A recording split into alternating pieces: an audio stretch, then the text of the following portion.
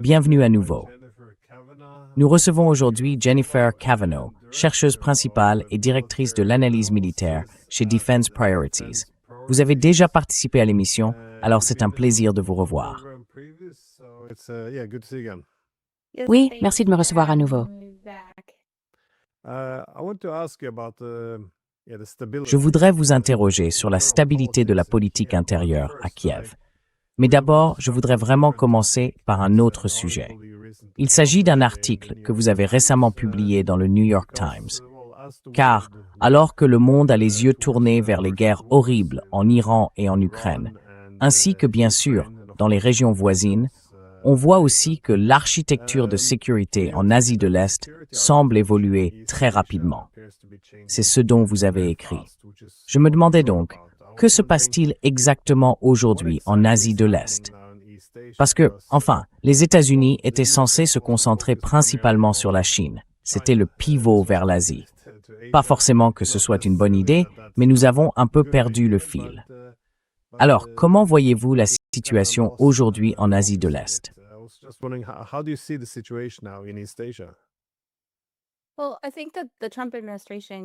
Eh bien, je pense que l'administration Trump est arrivée, comme beaucoup d'administrations, en disant qu'elle allait se concentrer sur la compétition entre les États-Unis et la Chine. Et en fait, Trump est celui qui a introduit ce concept de compétition stratégique avec la Chine dans le débat dominant à Washington. C'était sa politique Trump numéro 1, se concentrer sur la Chine. Je pense donc que les gens s'attendaient à la poursuite de cette ligne et à un véritable effort pour se désengager de l'Europe, se désengager du Moyen-Orient et renforcer l'engagement en Asie. Or, ce n'est tout simplement pas ce que nous avons vu. Nous avons vu très peu de changements en Europe. Nous sommes désormais en guerre au Moyen-Orient et je pense que nous voyons les conséquences de ces décisions ainsi que de l'approche de Trump envers les alliés en Asie. L'administration Trump s'est éloignée de la compétition avec la Chine et recherchait une relation plus stable.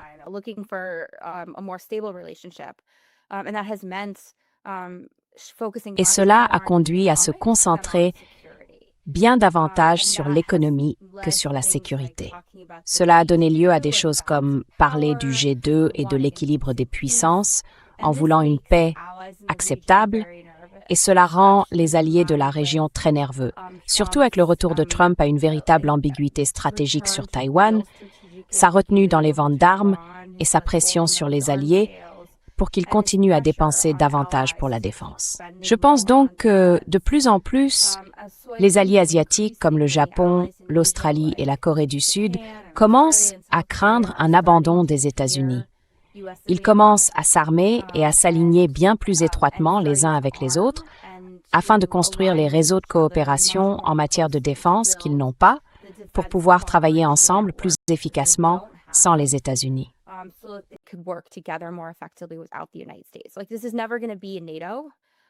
Ce ne sera jamais une OTAN. Ils sont trop différents, trop éloignés les uns des autres, mais ils essaient de mettre en place une sorte d'infrastructure pour renforcer leur sécurité. Je pense que deux autres facteurs expliquent cette dynamique. D'abord, évidemment, l'affirmation croissante de la Chine dans sa région. À Washington, on décrit généralement cela comme de l'agression chinoise. Et parfois, je pense effectivement que ça franchit la ligne, signaler que cela peut sembler intimidant et constituer une pression militaire. Mais pour moi, ce n'est pas vraiment surprenant. Il faut s'attendre à ce que une grande puissance comme la Chine s'affirme dans sa région d'origine, tout comme les États-Unis s'affirment dans l'hémisphère occidental.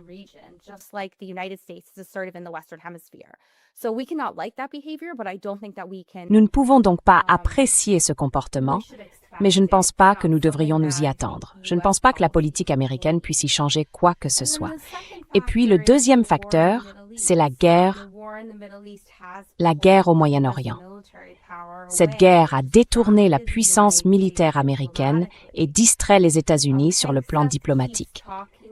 Hegseth ne cesse de dire que les États-Unis vont soutenir l'Asie, que nous allons en faire davantage en Asie que n'importe quelle administration précédente. Mais nous voyons l'inverse se produire.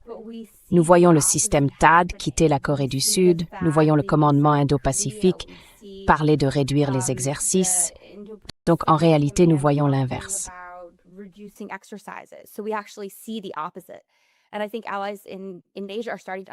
Et je pense que les alliés en Asie commencent à comprendre, en observant l'armée américaine au Moyen-Orient, que la puissance militaire des États-Unis est moindre qu'elle ne l'était autrefois. Ce que les États-Unis peuvent faire est moins important qu'avant, et ils réagissent à cela. Pour moi, c'est une tendance vraiment positive. Je pense que les États-Unis doivent se retirer en partie. Ils doivent transférer une part du fardeau à leurs alliés en Asie, comme partout ailleurs. Je suis donc très heureux de voir les alliés prendre davantage leurs responsabilités. Ma seule inquiétude, c'est qu'ils se concentrent beaucoup plus sur la défense que sur la diplomatie. Et des pays comme le Japon ne seront jamais en sécurité si leur modèle repose sur une compétition militaire avec la Chine.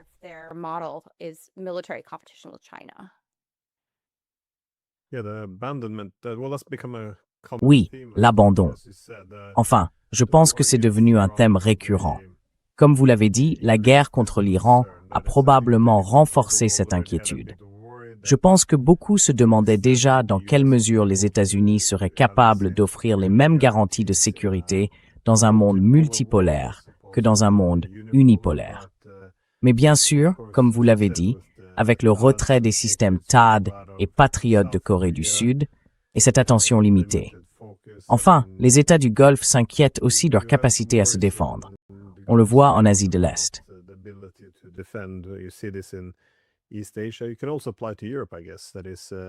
On peut aussi l'appliquer à l'Europe, j'imagine. C'est-à-dire, une grande partie des armes est redirigée vers le Moyen-Orient. Et j'imagine aussi que Washington affiche plus ouvertement son manque d'intérêt à consacrer trop de ses ressources à l'Europe. On n'entend pas cela à propos de l'Asie de l'Est, mais comment voyez-vous la Chine, et la région s'adapter à cette réalité? Parce que, encore une fois, comme vous l'avez dit, ce n'est pas comme si les Chinois allaient alors prendre le rôle d'hégémon. Mais ce sera assurément quelque chose de différent.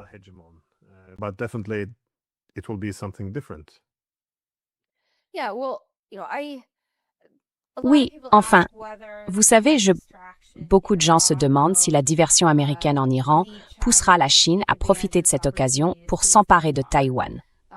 Je pense que c'est très peu probable. En revanche, je pense que cette diversion américaine ouvre un espace permettant à la Chine d'aller plus loin dans la zone grise et de normaliser un nouveau statu quo quant à ce que son armée fera au quotidien dans la région. Cela inclut les patrouilles navales et aériennes, ainsi que sa manière d'interagir avec les autres pays de la région.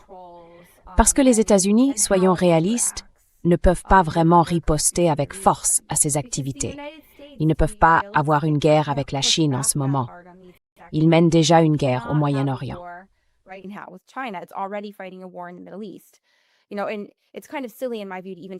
Vous savez, et à mon avis, c'est un peu absurde de parler aujourd'hui d'une guerre entre les États-Unis et la Chine. On a vu à quel point les stocks américains de missiles et de munitions ont été entamés en Iran. De toute évidence, les États-Unis ne sont pas prêts pour une guerre avec la Chine. Cela signifie donc que les États-Unis devront se montrer plus accommodants et que cela donne à la Chine la marge de manœuvre pour pousser beaucoup plus fort. Et pour les autres pays de la région, je pense effectivement que cela les pousse à davantage s'unir.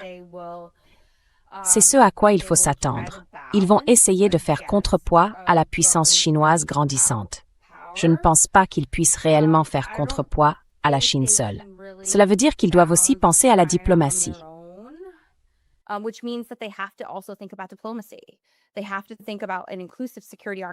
Ils doivent réfléchir à une architecture de sécurité inclusive qui repose aussi sur un dialogue avec la Chine. Ils doivent améliorer leurs relations avec la Chine. Et c'est, je pense, l'erreur qu'on voit se répéter sans cesse en Europe et aussi en réalité au Moyen-Orient. Cette idée que des pays peuvent assurer leur sécurité en construisant un bloc contre le pays qu'ils considèrent comme un adversaire. Et cela mène inévitablement au conflit. Donc vous savez, à mesure que les pays d'Asie commencent à réfléchir à ce que sera leur architecture de sécurité avec moins de présence américaine, Je pense qu'il faut y inclure davantage de diplomatie avec la Chine, une diplomatie qui ne soit pas médiatisée par les États-Unis. Et je ne pense pas que nous le voyons encore.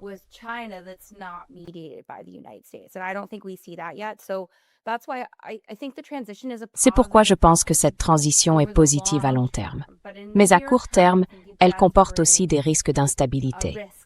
Des pays comme le Japon, la Corée du Sud et l'Australie renforcent leurs armements. La Chine, de son côté, renforce ses capacités militaires. Et il n'y a pas de dialogue entre les deux camps. Cela crée évidemment un risque de mauvaise évaluation et d'escalade involontaire. Et c'est potentiellement un rôle que les États-Unis peuvent jouer. Travailler avec leurs alliés pour les aider à comprendre qu'un monde où les États-Unis sont moins présents doit reposer sur une architecture de sécurité différente, et pas seulement sur le modèle des blocs de sécurité sur lequel les États-Unis se sont appuyés par le passé.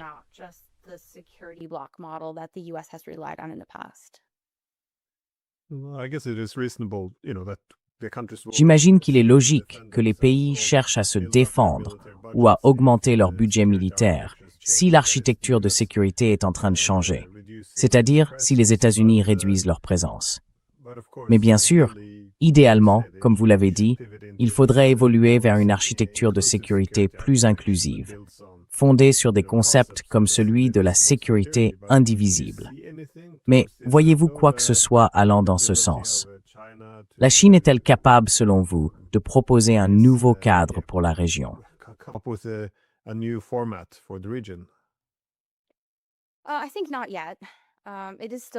Je ne pense pas encore.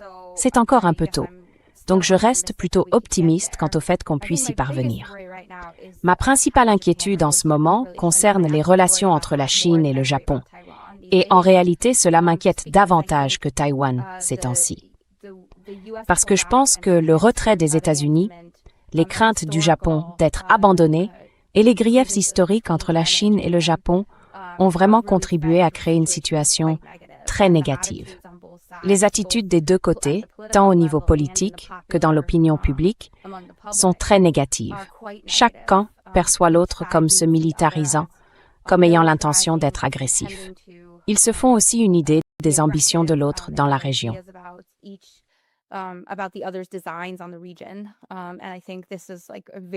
Et je pense que c'est une tendance très négative. Vous savez, je pense qu'il faudra du temps pour que l'architecture de sécurité se stabilise à mesure qu'elle évolue et qu'elle se transforme en autre chose.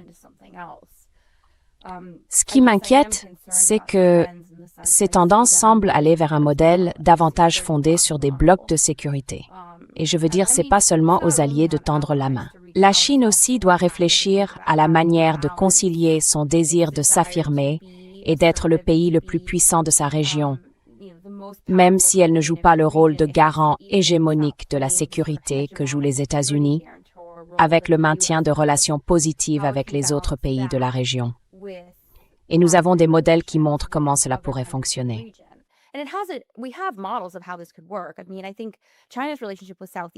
Je pense que la relation de la Chine avec l'Asie du Sud-Est en est un assez bon exemple. J'en parle dans l'article, notamment parce que ces pays, en particulier le Vietnam et la Chine, ont eu aussi une histoire de conflit. Mais ils sont arrivés à une situation où le Vietnam peut avoir une armée forte, tout en entretenant de bonnes relations avec la Chine. Les deux parties ne sont pas d'accord sur tout, mais elles parviennent à dialoguer d'une manière productive. Et je pense que cela, avec l'ASEAN, qui a beaucoup de défauts, a notamment permis de créer de la paix et de la stabilité, même lorsque les désaccords apparaissent et perdurent, et de vivre pacifiquement aux côtés d'un voisin très puissant.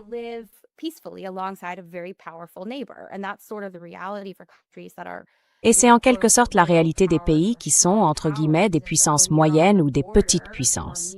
Quand vous êtes à la frontière d'un pays très puissant, ou près de lui avec une armée énorme, vous devez réfléchir à la manière de vous défendre tout en vous accommodant de ce voisin extrêmement puissant. Je pense que la plupart des pays d'Asie du Nord-Est n'ont pas eu à se confronter à cette question, Parce qu'ils ont été protégés par les garanties de sécurité américaines. Et c'est pour cela que je pense que, de manière générale, les garanties de sécurité américaines créent beaucoup de distorsions. Elles permettent à des pays comme le Japon et la Corée du Sud de vivre dans un monde où ils n'ont pas vraiment à faire face à leur réalité géopolitique. Donc, en ce sens, la suppression des garanties de sécurité américaines, même si elle serait déstabilisante, pourrait être bénéfique à long terme.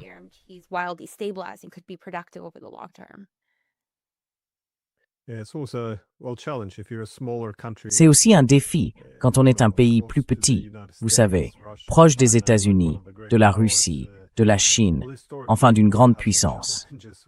Historiquement, cela pose des difficultés pour votre souveraineté. Mais bien sûr, ne regardez que la dissuasion, ça peut être assez dangereux si cela ne fait qu'encourager le conflit. Mais encore une fois, la position américaine, je comprends pourquoi il serait difficile d'en débattre aux États-Unis, car leur position en Asie reflèterait la position plus large que les États-Unis adoptent alors que le monde continue de dériver vers la multipolarité. Mais comment voyez-vous les Européens réagir à cela?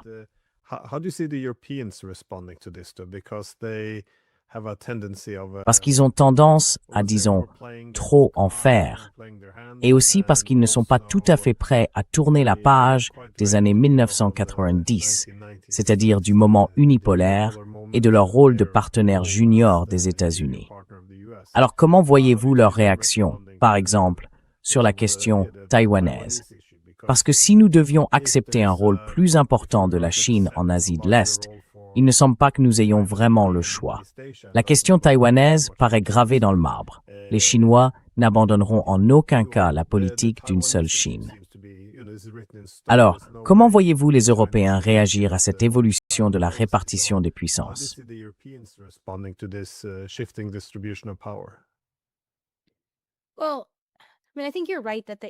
Eh bien, je pense que vous avez raison. À Washington, la conversation sur l'Asie est très particulière. Vous savez, ça fait longtemps qu'on peut parler de transfert de responsabilité en Europe. C'est pas toujours populaire, mais c'est acceptable. En revanche, parler d'un transfert de responsabilité en Asie, de faire moins en Asie, c'est une conversation nouvelle qui n'existe que depuis quelques années. Donc, quand on parle de l'Asie, le discours à Washington reste très différent. Je dirais que les Européens s'accrochent encore à l'ancien ordre et espèrent qu'il peut être sauvé. Et je pense qu'on le voit dans leurs efforts pour renforcer leur contact avec Taïwan.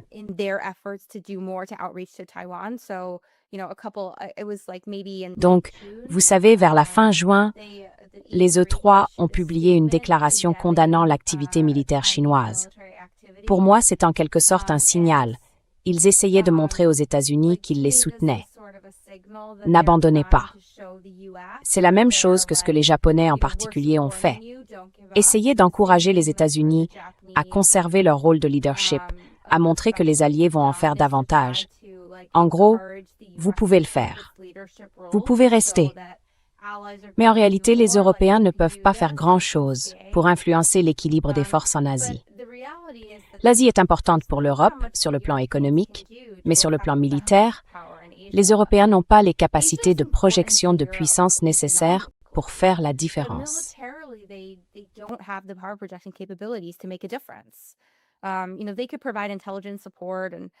Vous savez, ils pourraient fournir du renseignement et peut-être certains types d'assistance au combat, une aide militaire, ce genre de choses, mais ils ne feront pas la différence dans une guerre quelle qu'elle soit.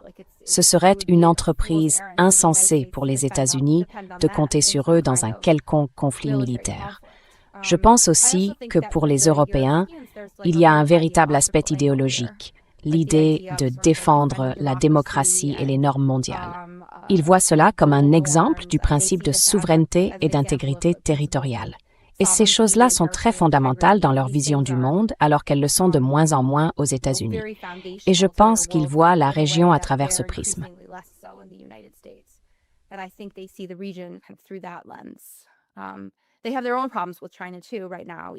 Eux aussi ont leurs propres problèmes avec la Chine en ce moment, sur le plan économique et à d'autres niveaux. Et ça leur pose des difficultés dans leur manière de gérer la région plus largement. La Chine est très importante pour eux sur le plan économique. Ils voient les États-Unis se désengager. Ils n'ont aucun lien avec la Russie. Ils ne peuvent pas se permettre de s'aliéner la Chine. Donc je pense qu'ils sont dans une position très délicate en Asie. Et je pense qu'ils voient qu'ils ont longtemps bénéficié du fait d'être, vous savez, l'enfant préféré des États-Unis. L'hégémonie américaine a été très bénéfique pour l'Europe. Donc je pense qu'ils considèrent tout recul de l'hégémonie américaine, que ce soit spécifiquement en Europe ou ailleurs, comme une tendance très négative pour leur capacité à rester pertinent. Parce que sans les États-Unis, l'Europe est beaucoup moins pertinente, surtout en Asie.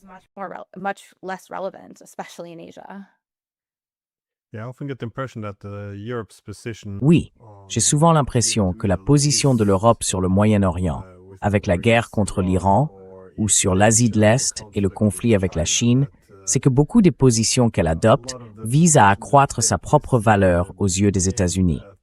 Autrement dit, à être perçue comme un allié fiable, comme un multiplicateur de force, afin que les États-Unis ne l'abandonnent pas en Europe.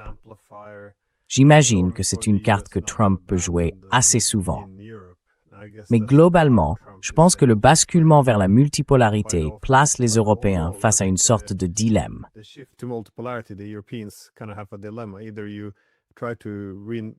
Soit vous essayez de faire renaître le moment unipolaire, mais alors vous devez vous engager aux côtés des États-Unis, rompre avec les Chinois et adopter une ligne plus dure.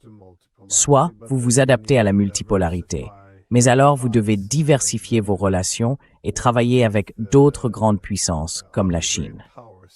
Encore une fois, je ne pense pas que les Européens aient arrêté une position commune, parce qu'il y a trop de pays.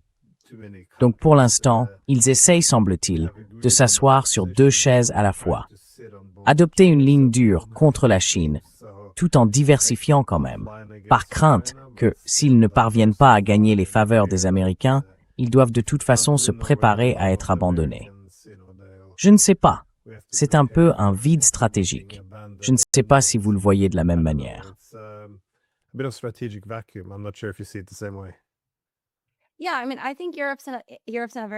Oui, je veux dire, je pense que l'Europe se trouve dans une position très difficile précisément pour les raisons que vous évoquez. Si nous basculons vers un monde multipolaire, quelle est la place de l'Europe? Est-ce qu'elle cherche à ménager à la fois les États-Unis et la Chine? Est-ce qu'elle devient son propre pôle? Ce n'est pas impossible, mais on en est très loin aujourd'hui. Et si elle doit ménager à la fois les États-Unis et la Chine, à quoi cela ressemble-t-il concrètement? Je pense que c'est particulièrement compliqué dans le domaine technologique parce que les États-Unis, comme la Chine, veulent tous deux que vous choisissiez leur technologie.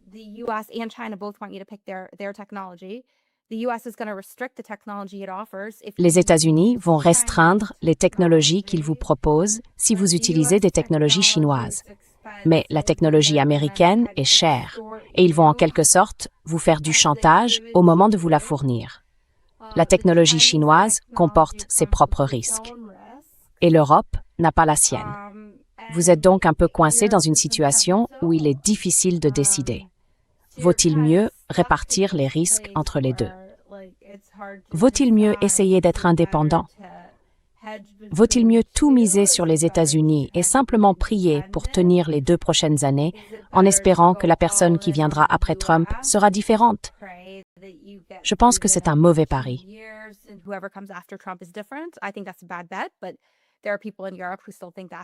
Mais il y a encore des gens en Europe qui pensent que c'est la voie à suivre. Vous savez, donc je pense que je ne les envie pas. L'Europe est dans une situation très difficile parce qu'elle doit non seulement faire face au recul des États-Unis et à la Chine, mais elle a aussi la guerre en Ukraine, qu'elle considère comme très importante, et son escalade avec la Russie. Elle se retrouve donc dans une situation où elle fait face à des menaces pour sa sécurité venant de nombreux côtés. C'est intéressant parce qu'aux États-Unis, il y a ce discours selon lequel le monde est devenu très dangereux. Et moi, je ne le vois pas comme ça. Je considère que les États-Unis sont très en sécurité. Mais si vous étiez en Europe, vous pourriez en quelque sorte expliquer pourquoi il y a réellement beaucoup de défis. Peut-être pas d'examen, mais qui peut dire que bon.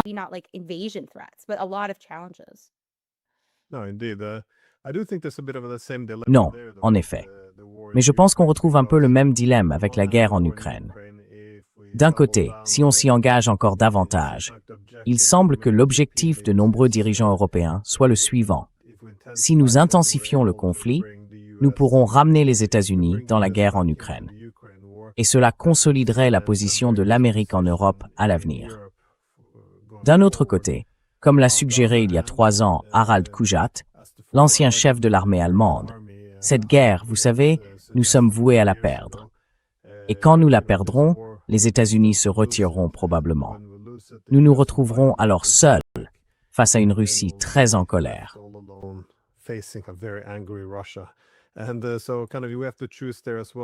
Et là aussi, nous devons faire un choix.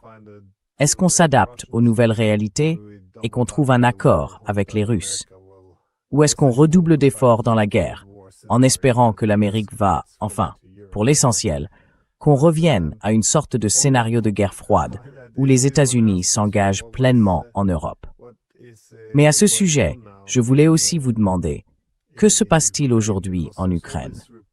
Parce que il y a maintenant tous ces rapports sur les tensions politiques au sein de la direction ukrainienne. Bien sûr, on a vu les tensions ou la fracture entre Syrski et Fedorov, et Zelensky a fini par écarter les deux, en substance. Alors, qu'est-ce qu'on est réellement en train d'observer ici?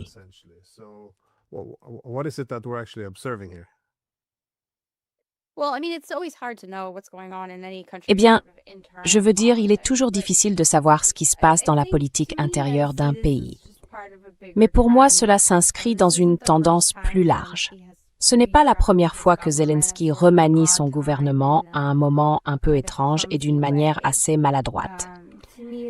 À mes yeux, il s'agit surtout pour lui de consolider son propre pouvoir, d'essayer d'écarter les gens qu'il considère comme des menaces et de mettre en place des personnes qu'il peut contrôler plus facilement. Mais ce n'est qu'une partie de l'histoire. Et je pense que cela laisse entendre qu'il se sent de plus en plus menacé à mesure que la guerre se poursuit et qu'il s'inquiète de son avenir politique. Ce qui est intéressant parce qu'on entend tout le temps que Poutine a besoin que cette guerre continue pour assurer sa survie politique.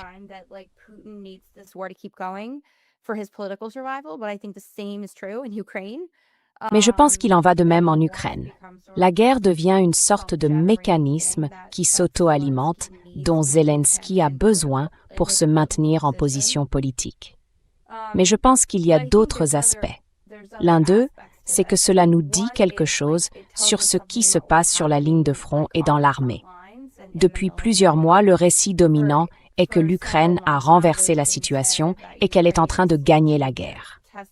Mais si vous gagnez la guerre, vous ne changez pas votre commandement militaire. Donc pour moi, cela montre que les choses sont peut-être un peu plus difficiles qu'elles n'en ont l'air.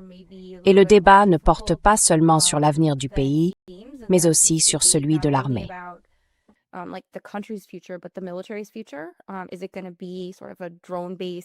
Est-ce que ce sera une armée plutôt fondée sur les drones et très robotisée, ou est-ce qu'elle restera plus conventionnelle? Il y a la question de savoir comment faire face aux pénuries d'effectifs, comment réformer la structure des forces armées. Et puis il y a toutes les questions liées au marché public, à la corruption, à qui obtient les contrats. Et vous savez, je pense que la corruption est une constante de la politique ukrainienne. On ne peut jamais l'écarter. Elle est toujours là. Et je pense que l'ensemble de ces éléments donne l'image d'une situation bien plus instable et beaucoup plus sous pression de l'intérieur que ne le laisse entendre le récit projeté vers l'extérieur.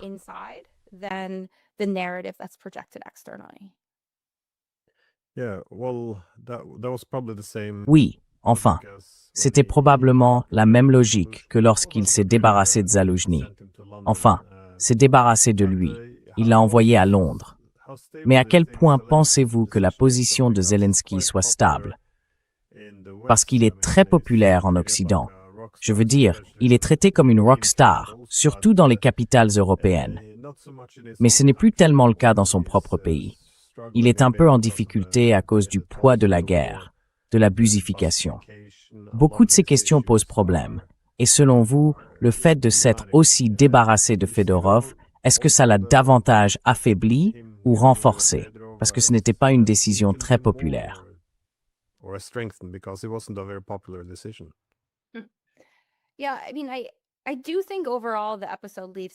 Oui, je pense que globalement, cet épisode le fait paraître plus faible, pour plusieurs raisons.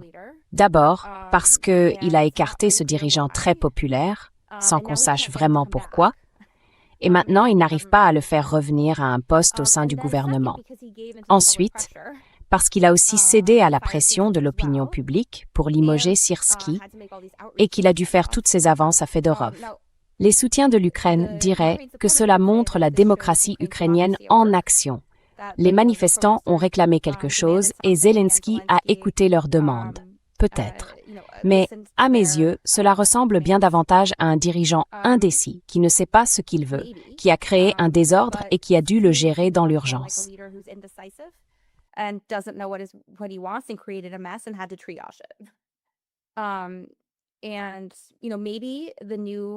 Et, vous savez, peut-être que la nouvelle direction au ministère de la Défense aura de nouvelles idées et que le nouveau commandant en chef apportera des changements positifs.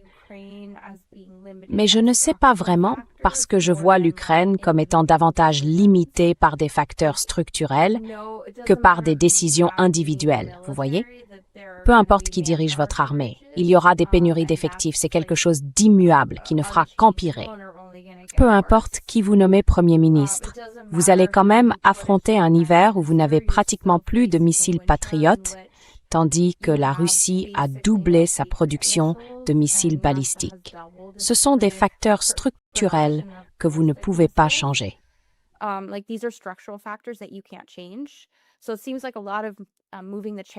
Donc on a l'impression qu'on déplace beaucoup les chaises pour donner l'impression qu'il fait quelque chose afin d'améliorer la situation.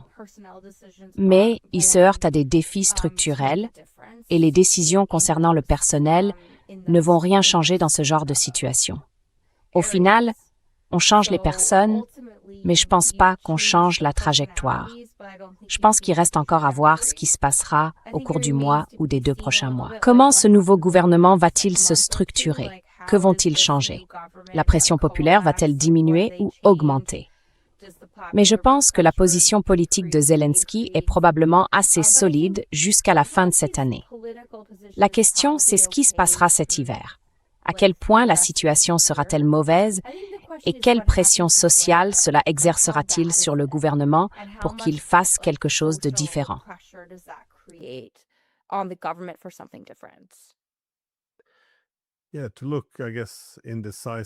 Oui, pour donner l'impression d'être indécis, de s'inquiéter de l'opposition, d'être autoritaire, tout en montrant, en même temps, que si les Ukrainiens veulent des changements politiques, ils doivent descendre dans la rue. C'est un message très dangereux à envoyer dans un pays qui subit déjà autant de tensions sociales. Mais vous avez évoqué tous ces facteurs structurels qu'on ne peut pas changer. Évidemment, le problème des effectifs est majeur. Ils peuvent essayer d'augmenter la conscription, mais cela créerait encore plus de tensions sociales et davantage de désertion. Je veux dire, je ne suis pas sûr qu'il y ait une solution à cela. Peut-être que les Européens peuvent commencer à expulser tous ces millions de personnes.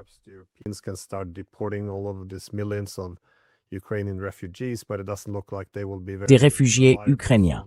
Mais on dirait qu'ils ne seront pas non plus des soldats très fiables s'il faut, vous savez, les forcer à aller au front. Mais concernant les missiles balistiques, cela semble être quelque chose que Zelensky veut contrer. Il vient de rencontrer Trump à Washington et apparemment, d'après ce que j'ai vu dans les médias, Zelensky avait demandé à rencontrer Elon Musk parce qu'il voulait utiliser Starlink ou en étendre l'utilisation pour frapper aussi les missiles balistiques russes. Mais apparemment, Musk aurait même refusé de rencontrer Zelensky. Comment voyez-vous les projets de Zelensky de commencer à s'attaquer aux missiles balistiques de la Russie et éventuellement de renforcer son propre système de défense aérienne?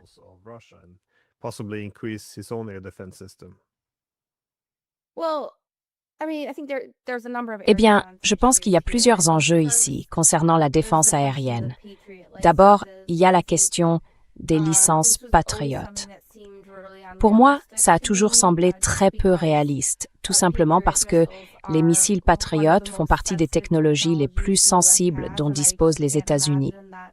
Et j'ai du mal à imaginer que les systèmes de sécurité ukrainiens soient au niveau nécessaire pour pouvoir recevoir ces informations en toute sécurité, ou que les fabricants ukrainiens puissent produire ces systèmes, ou encore que des entreprises américaines investissent dans des usines en Ukraine en pleine guerre. Je pense qu'on a déjà vu plusieurs obstacles apparaître. Notamment, le président a dit aujourd'hui même qu'ils étudiaient encore la question et qu'ils n'avaient pris aucune décision. Donc, on est déjà quelque peu revenu en arrière sur ce point.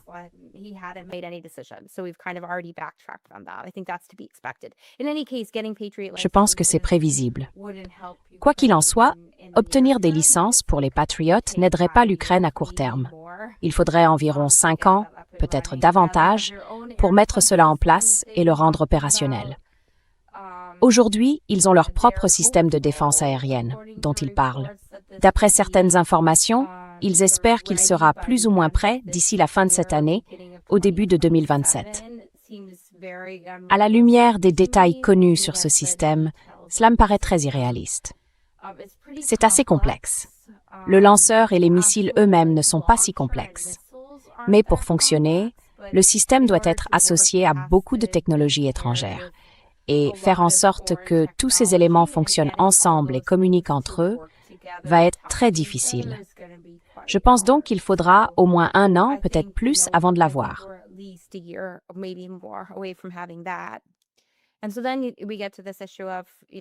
Et puis on arrive à cette question, vous savez, d'Elon Musk, et de savoir s'il serait logique de commencer à traquer les lanceurs de missiles balistiques dont dispose la Russie.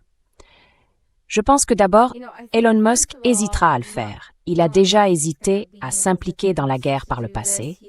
Il a déclaré en gros qu'il s'agissait d'une technologie commerciale. Il ne voulait pas avoir à prendre des décisions concernant la guerre. Je pense qu'il devrait probablement aussi se coordonner avec le président Trump. Et les propos de Trump sur les missiles patriotes, c'était « Nous voulons la paix, pas davantage de missiles ». Donc, si c'est l'état d'esprit dans lequel il se trouve actuellement, il est difficile de l'imaginer aller vers une escalade qui accroîtrait l'implication des États-Unis.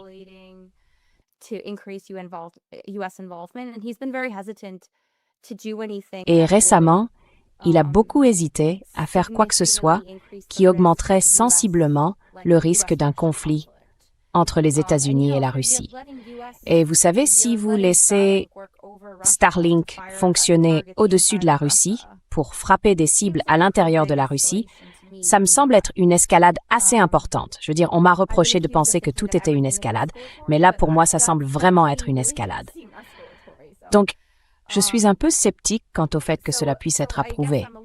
Mais plus largement, le plan américain en Iran consistait à traquer les lanceurs de missiles. Et ça n'a pas été très efficace. Vous savez, les États-Unis ont frappé quelque chose comme 13 000 cibles. Et pourtant, l'Iran conserve plus de 50% de ses lanceurs de missiles balistiques et de ses missiles balistiques. Et les systèmes américains sont meilleurs que les systèmes ukrainiens, même si l'Ukraine a accès à de meilleures technologies.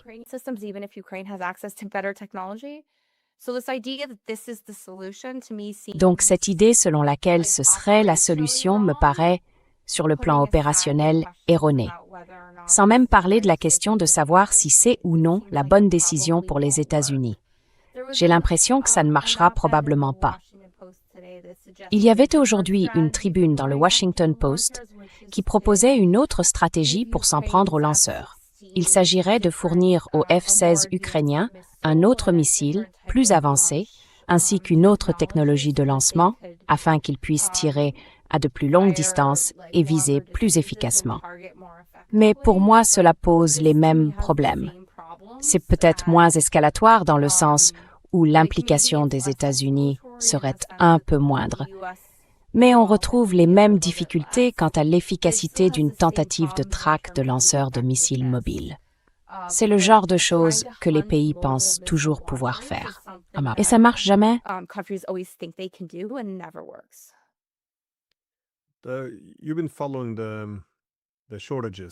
Vous suivez les pénuries dans les stocks d'armes américains. À quel point est-ce grave? Je veux dire, à quoi peut-on s'attendre comme changement dans les livraisons d'armes américaines à l'Ukraine? Je sais que Trump a dit qu'il ne livrait pas d'armes, qu'il les vendait aux Européens et qu'il ne savait pas ce que les Européens en faisaient. Je comprends que ce langage vise à ne pas provoquer une nouvelle escalade. Mais comment voyez-vous ces pénuries? Parce que Trump a fait des commentaires en disant que, oui, nous avons toutes les armes du monde. Mais la plupart des informations que nous voyons indiquent qu'il y a de vrais problèmes. Pas seulement à cause de toutes les armes envoyées à l'Ukraine, mais aussi maintenant, avec la guerre en Iran, qui ne semble pas avoir de fin en vue. Du moins pas encore.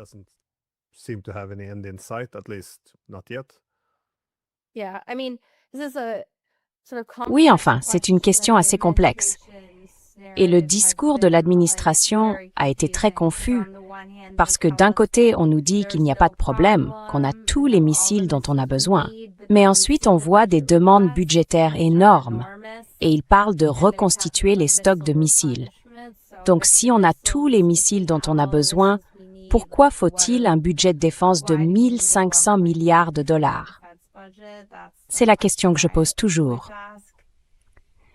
Je ne pense pas que les États-Unis soient à court de munitions. J'ai vu des gens présenter les choses ainsi. Je pense que c'est faux. Les États-Unis ont aussi beaucoup de munitions. S'ils veulent continuer à se battre au Moyen-Orient pendant encore plusieurs mois, voire un an, ils le peuvent probablement.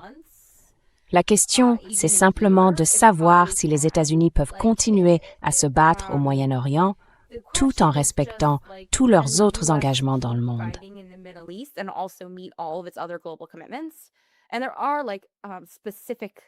Et il y a des systèmes d'armes précis pour lesquels les pénuries sont, je pense, préoccupantes. Donc du côté offensif, je dirais que les questions et les inquiétudes sont plutôt limitées. Vous savez, les États-Unis ont utilisé environ 1/3 de leur Tomahawk. C'est beaucoup pour une guerre courte, mais il leur en reste encore 2/3. Ils ont utilisé environ 25% de leur JASSM. Ils ont utilisé tout leur PRSM, mais c'était un nouveau missile et ils n'en avaient pas tant que ça. L'autre élément, c'est qu'ils disposent de stocks très importants, de l'ordre de plusieurs dizaines de milliers, d'armes moins précises, et ils peuvent les utiliser maintenant que les défenses aériennes iraniennes sont dégradées pour des attaques à courte distance en larguant simplement la bombe au-dessus de la cible. Donc du côté offensif, je pense que les limites sont assez étroites. Mais les États-Unis ne fournissent pas ces armes à l'Ukraine. Donc en quelque sorte, ce n'est pas vraiment pertinent pour la question ukrainienne. Du côté défensif, en revanche, je pense que les questions et les inquiétudes sont bien plus réelles.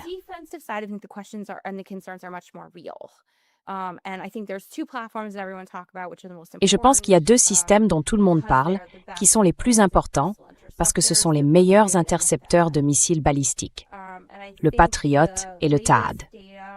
Et les dernières données, ou les dernières estimations, indiquent que les États-Unis ont utilisé environ 60% de leur stock pour ces 2 systèmes. C'est énorme pour une guerre qui n'a duré que 6 semaines. Avoir consommé, disons, 60% de ces stocks. Cela veut dire que les États-Unis ont encore quelque chose comme 800 missiles Patriot en stock. Et on entend Zelensky dire qu'il en veut environ 300 pour l'hiver. Je veux dire, c'est presque la moitié de ce qu'il reste aux États-Unis. Ce n'est tout simplement pas possible. La production n'est que de 600 par an. Et il nous reste environ 250 THAAD, selon les estimations.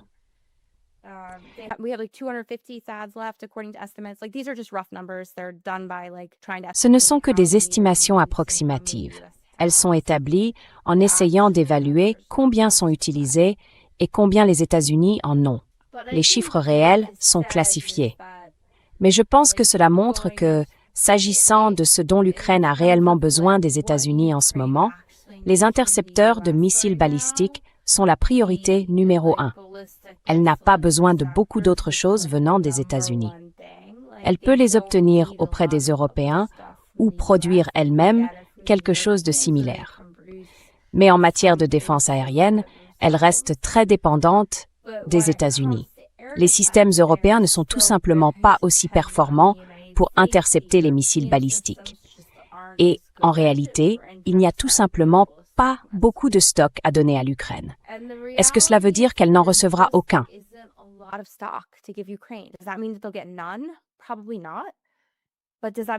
Probablement pas. Mais est-ce que ça veut dire qu'ils vont en recevoir beaucoup? Non, ce sera probablement quelques dizaines, certainement moins de 100 sur tout un hiver. Et si la Russie tire, disons, 50 missiles balistiques à chaque attaque, avec 2 attaques par semaine, ça ne tient qu'une semaine. Donc, je pense que c'est là que la pénurie est vraiment la plus grave et que c'est là que l'Ukraine la ressentira le plus. D'autres pays ressentiront d'autres conséquences. Le Japon, par exemple, ressentira le problème des Tomahawks, parce qu'il attend des Tomahawks américains, et les États-Unis ne vont pas les lui vendre avant d'avoir reconstitué leur stock. Donc d'autres pays subiront peut-être ces effets de différentes manières. Mais pour l'Ukraine, c'est le principal problème.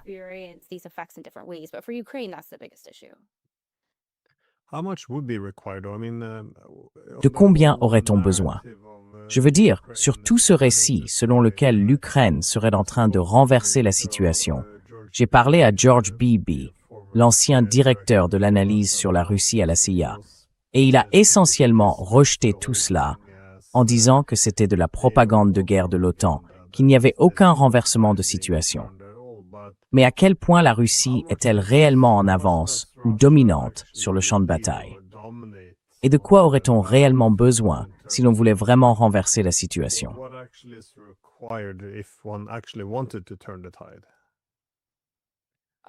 Pour que l'Ukraine renverse la situation. Oui.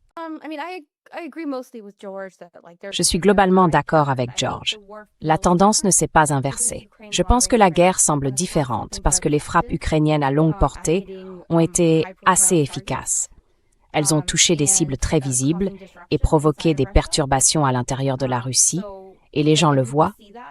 Mais je pense aussi que chaque fois que l'Ukraine obtient le moindre succès, il est amplifié. À l'inverse, toute nouvelle positive pour la Russie est écartée ou n'est pas couverte. Donc en Occident, la couverture est très biaisée. Mais je pense que la vraie question maintenant, c'est ce qui se passe sur le terrain. Il y a, je suppose, 2 éléments. Le premier, c'est que la Russie conserve un avantage considérable dans le domaine aérien parce que l'Ukraine n'a pas de défense aérienne ou pas beaucoup de défense aérienne.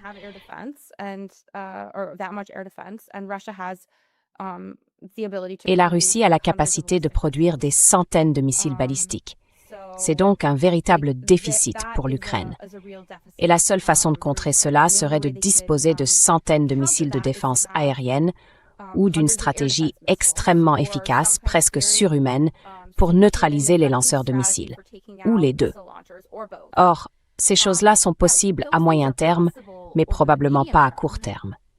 Et c'est pourtant à court terme que l'Ukraine en a besoin. Ensuite, sur le champ de bataille, les gains russes ont ralenti. Cette année, ils ont peut-être conquis environ 25% du territoire qu'ils avaient conquis l'an dernier. Mais ils continuent de gagner du terrain et ils consolident leur position dans des endroits clés. Et à un moment donné, on atteindra un point de bascule. Pas nécessairement au sens où les lignes ukrainiennes s'effondreraient.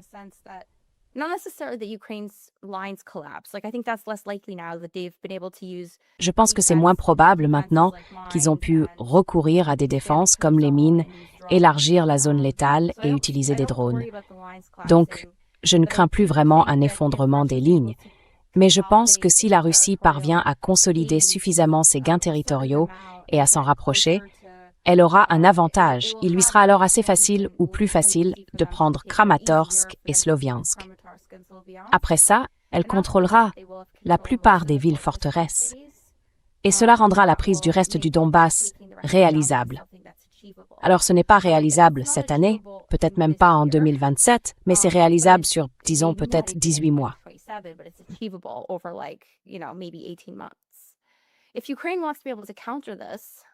Si l'Ukraine veut pouvoir contrer cela, elle doit, en gros, pouvoir geler la ligne de front. Les drones n'y suffiront pas. Il faut davantage de personnel et ils n'en ont pas. Et je pense que c'est l'une des lacunes de la stratégie de Fedorov. Oui, les drones peuvent faire beaucoup, mais ils ne sont pas la réponse à tout. On ne peut pas mener ce type de guerre et tenir un territoire avec une armée de robots. Il faut réellement des gens. Et donc, je pense que c'est là qu'est le problème. C'est aussi pour cela que je considère les problèmes de l'Ukraine comme structurels. Il faut plus de personnes et il faut une forme d'effondrement du côté russe, ce qui paraît assez improbable, car la Russie pourrait encore mobiliser, auquel cas ça poserait des défis vraiment considérables à l'Ukraine.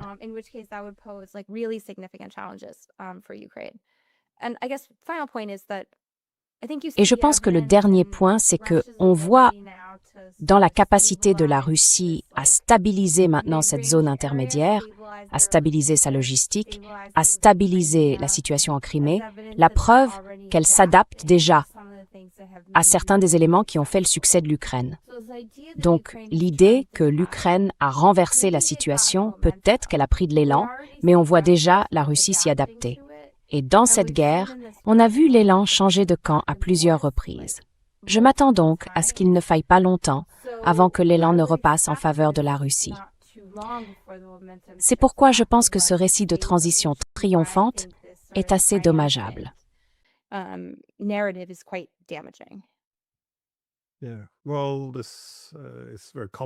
Eh bien, c'est très courant en temps de guerre d'exagérer les succès de son propre camp, ou ici du camp ukrainien, tout en passant sous silence les succès russes. Mais on a aussi vu les bouchons de champagne sauter dans les capitales européennes quand l'Ukraine frappait tous ses navires russes dans la mer d'Azov et le long de la côte de la mer Noire. Mais ensuite, bien sûr, il y a eu les représailles russes. Et en gros, elles ont consisté à bombarder tous les ports le long de la côte de la mer Noire.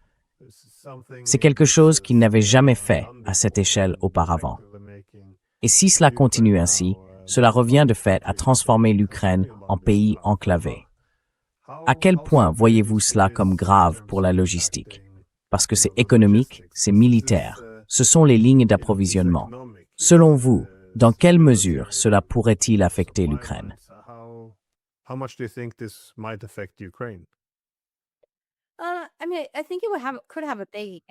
Je veux dire, je pense que ça pourrait avoir un impact économique majeur. S'ils parviennent à bloquer complètement ces ports, ça aura des répercussions sur la logistique. Ça les coupera de toute forme de commerce maritime. Ça pourrait affecter leurs exportations de céréales. Donc oui, je pense que ça pourrait avoir un impact très important. Je suppose qu'on n'a pas vu énormément d'informations sur les effets concrets pour l'instant, à part le fait que cela a largement interrompu les échanges commerciaux entrants et sortants. Mais pour moi, ça semble être quelque chose de très grave. Donc, j'attends encore de voir ce qui va se passer.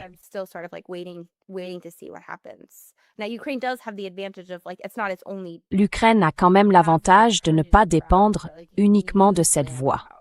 Elle a des itinéraires alternatifs, d'accord? Elle peut utiliser les routes terrestres. Elle a traversé des périodes de la guerre où elle ne pouvait pas utiliser la mer. Donc, je pense qu'elle a peut-être une petite marge de manœuvre, mais encore une fois, à mesure qu'on avance dans l'automne et que on se rapproche de l'hiver, je pense que cela compte beaucoup plus. Donc, oui, je pense que c'est important. Mais je reste un peu indécis sur l'ampleur de l'enjeu parce que je n'ai pas encore vu beaucoup d'éléments. J'essaie encore de déterminer quels en sont les effets.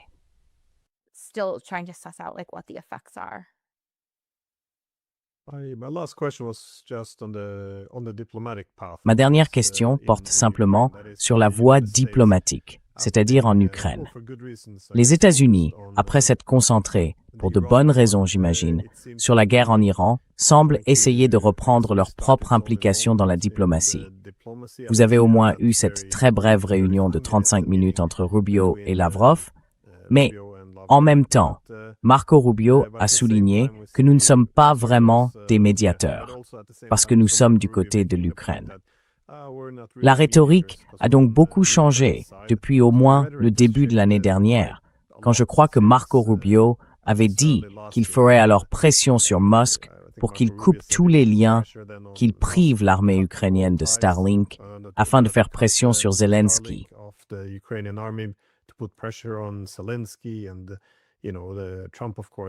Et puis, vous savez, Trump a bien sûr eu ce moment dans le bureau ovale où il a réprimandé Zelensky. C'est la troisième guerre mondiale. Vous jouez avec. Enfin, la rhétorique est très différente. Donc, on a l'impression que... Je ne sais pas si Trump a adhéré à l'idée que le rapport de force a basculé ou s'il est simplement réellement impressionné par ce que fait l'armée ukrainienne. Mais, dans tous les cas, les États-Unis semblent désormais pencher davantage vers Kiev et en même temps semblent aussi intensifier ou relancer certains efforts diplomatiques. Comment interprétez-vous cette situation? Est-ce sincère? Y a-t-il une voie possible? Parce qu'en plus de tout cela, les Russes semblent avoir tiré les leçons de l'expérience iranienne et ont désormais encore moins confiance dans toute forme de diplomatie.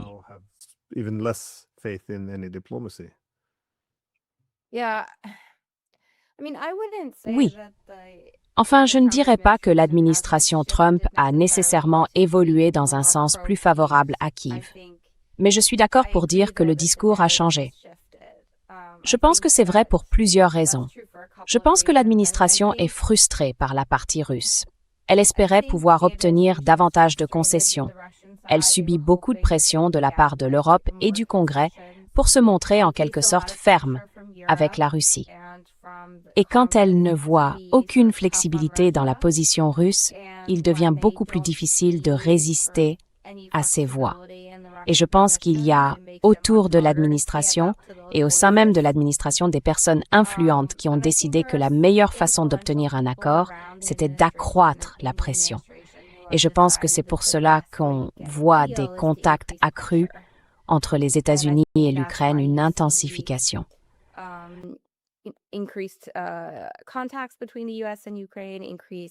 Le partage de renseignements, puis l'avancée de ce projet de loi sur les sanctions. L'idée, c'est que si on peut accroître la pression, on peut forcer Poutine à se montrer plus conciliant. Un responsable de l'administration a déclaré dans un article qu'ils espéraient, disons, un Poutine plus cohérent. Ça n'avait aucun sens pour moi parce que je pense que Poutine a été assez cohérent dans sa position. Mais quoi qu'il en soit, ils espèrent influer sur son calcul ici. Et je pense que c'est en quelque sorte l'approche qu'ils adoptent en ce moment. Je pense qu'il est un peu problématique de dire qu'on est du côté de Kiev, puis d'essayer de faire office de médiateur. C'est un problème.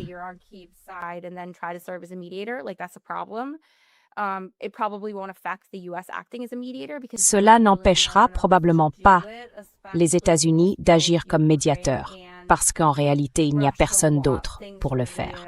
D'autant que l'Ukraine, comme la Russie, attendent des choses des États-Unis. Donc, si les États-Unis ne sont pas impliqués, je pense qu'un accord devient beaucoup moins probable. Je ne sais pas vraiment à quel point l'effort diplomatique est sérieux. Je veux dire, je pense qu'il y a une volonté de relancer la diplomatie. Et je crois qu'on l'a vu avec Rubio qui a dit en substance, le cadre d'Anchorage ne peut pas fonctionner comme ça. Kiev ne l'a pas accepté et on repart de zéro.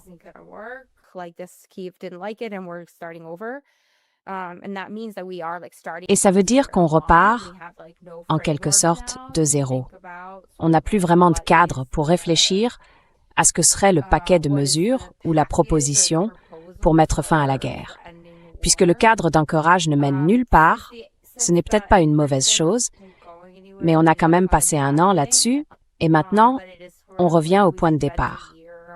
Je pense toujours que Witkoff et Kushner sont très absorbés par l'Iran. Il va être très difficile de trouver l'espace diplomatique et politique à Washington pour une véritable initiative visant à mettre fin à la guerre en Ukraine tant que la situation avec l'Iran se poursuit. Et mon évaluation, c'est qu'on va rester dans ce cycle de bombardement, de négociation, de bombardement, de négociation, au moins jusqu'à la fin de l'année. Ce qui veut dire qu'ensuite, on sera en hiver et la Russie n'aura aucune négociation avant la fin de l'hiver.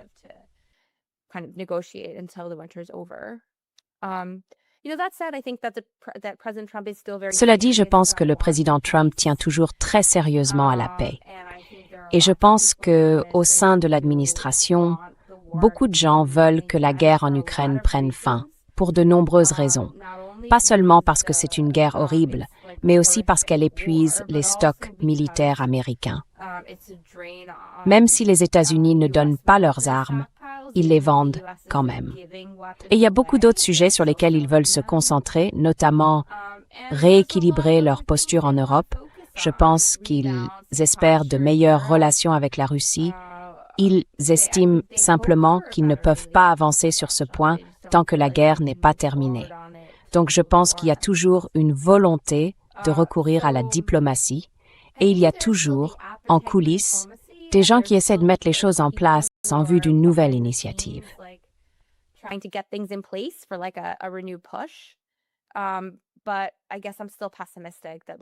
Mais je reste pessimiste. Je pense que c'est à l'automne que cette impulsion va avoir lieu. Et personnellement, je trouve ça regrettable. Ce serait mieux pour tout le monde si la guerre se terminait plus tôt, plutôt que de se prolonger. Mais oui, pour l'instant, l'approche de l'administration semble être de faire pression, de mettre en place les conditions de la diplomatie, mais sans beaucoup de progrès vers de véritables négociations. Et je pense que les États-Unis vont devoir faire le premier pas. Ce ne sera pas la partie russe qui viendra dire « organisons une réunion trilatérale ». Ce doit être les États-Unis qui poussent et qui amènent tout le monde à la table des négociations. Donc je pense que tout le monde attend, plus ou moins, le bon moment et le bon cadre pour faire avancer cela.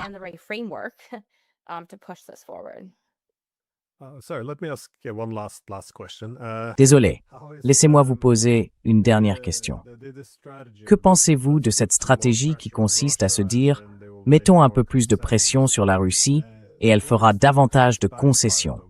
Dans quelle mesure cela pourrait-il au contraire se retourner contre nous? Parce que vous savez, si j'étais russe ou assis au Kremlin et que je voyais les pays de l'OTAN approfondir leur implication dans cette guerre, par exemple en aidant à mener des frappes en profondeur à l'intérieur de la Russie, j'en conclurais peut-être qu'il nous faudrait davantage de territoires ukrainiens comme zone tampon, ou au moins nous assurer qu'ils ne tomberont pas aux mains de l'OTAN à l'avenir. Ou, à défaut, semer suffisamment le désordre en Ukraine pour qu'elle ne puisse pas devenir, à l'avenir, un État de première ligne fiable contre la Russie.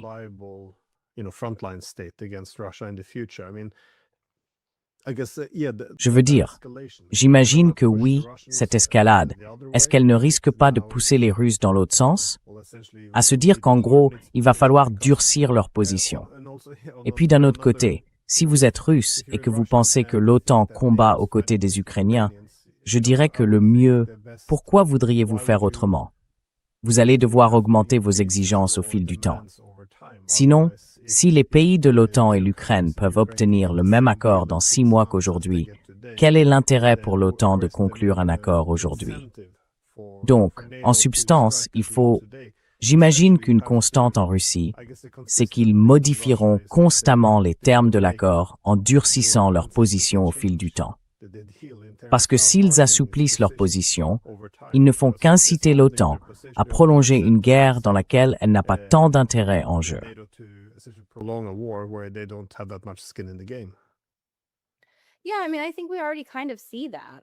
Oui, enfin, je pense qu'on le voit déjà un peu. Je pense qu'on voit déjà le camp russe se désillusionner sur l'idée d'un accord. Il estime que les États-Unis ne peuvent pas conclure l'accord qu'il espérait, qu'ils ne vont pas couper l'aide à l'Ukraine et qu'au contraire, ils l'augmentent. Et ça alimente le récit selon lequel c'est une guerre contre l'OTAN. Ça durcit la position et ça renforce le soutien à la guerre. Parce que la guerre en Ukraine n'est peut-être pas si mobilisatrice que ça, mais une guerre contre l'OTAN, c'est en quelque sorte cette bataille historique entre l'Occident et la Russie. Donc vous savez, je pense que c'est plutôt contre-productif.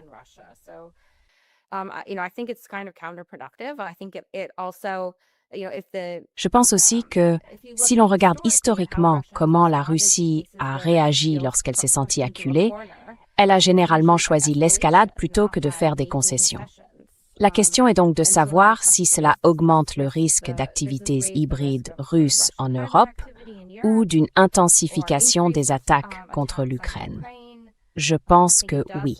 Cela durcit en quelque sorte les exigences et donne l'impression qu'il ne sert à rien de négocier, parce qu'on n'obtiendra pas d'accord acceptable. Je pense aussi que l'intégration croissante entre l'Europe et l'Ukraine, et même entre l'OTAN et l'Ukraine, complique la définition de ce que serait un accord.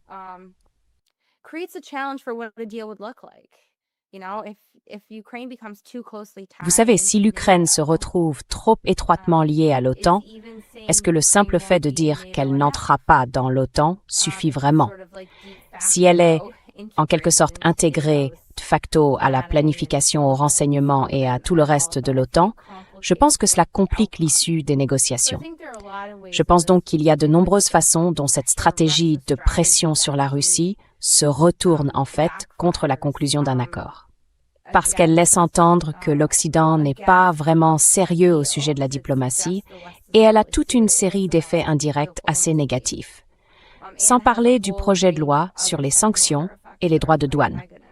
Vous savez, aux États-Unis, depuis 18 mois, nous répétons que les droits de douane sont payés par les Américains et qu'ils sont mauvais.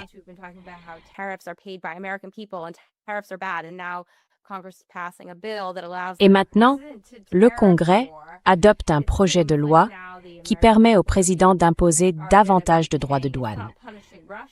On a l'impression que désormais, ce sont les Américains qui vont payer. Ça ne punit pas la Russie, ça punit le peuple américain. Donc il y a toutes ces narratives contradictoires. Je pense que ce conflit s'étend un peu sur le plan géographique.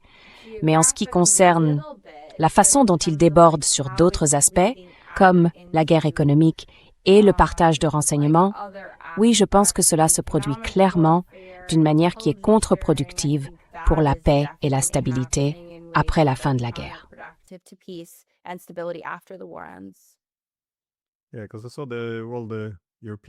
Oui, parce que j'ai vu que tous les Européens, si je ne me trompe pas, voulaient aider l'Ukraine à développer ce système de défense aérienne, le Freya. Et cela rapprocherait davantage l'armée ukrainienne des Européens. Or, je pense que les Européens se disent « Oh, cela va accroître la pression sur la Russie ». Mais vous savez, l'autre face de la médaille, c'est que cela rapproche l'Ukraine des pays de l'OTAN. Et ça rend la paix encore plus difficile. Parce que l'objectif global est bien sûr de rétablir la neutralité de l'Ukraine. Donc on a simplement l'impression que beaucoup de ces intentions reposent peut-être sur des hypothèses erronées.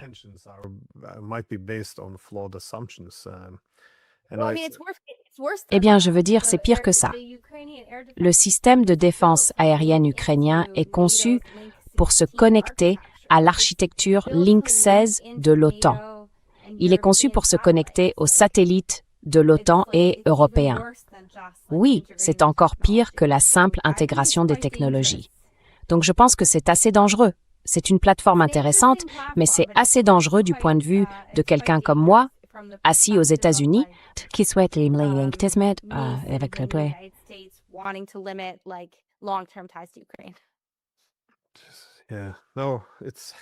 Oui, non. Je suis surpris qu'on n'en parle pas davantage de ce que certaines de ces politiques provoquent, de la manière dont elles peuvent se retourner contre nous. Enfin bref, est-ce qu'il y a un endroit où les gens peuvent vous trouver ou suivre votre travail?